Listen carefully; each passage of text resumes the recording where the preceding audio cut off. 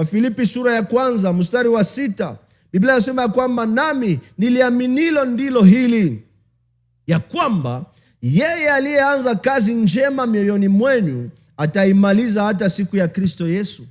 Yeye mwenye alianza kazi, hapana sisi. Sisi haiko ndio tutamaliza kazi. Mwenye alianza kazi ndio mwenye ataikamilisha, na lazima tumuachie kazi yake ya kukamilisha. Kumbuka Paulo akiandikia Wakorinto, anasema ya kwamba mimi nilipanda, mwingine alikuja akaaroze, mwingine alikuja akapalilia, lakini mwanaleta ukomavu ni nani? Ni Mungu, kwa sababu ni kapasiti ya Mungu ya kuleta ukomavu.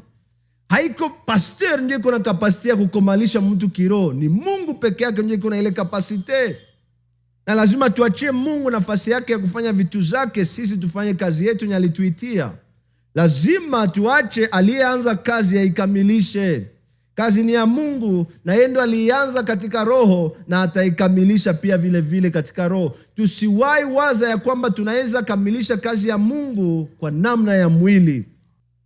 Na sisi tunafaa kumwachia kazi yake avec maturite, na kujua kwenye limite zangu zinaishia. Naambia Mungu, wewe endelesha. Wewe ndio ulianza hivi, haiko mimi ndio nilianza.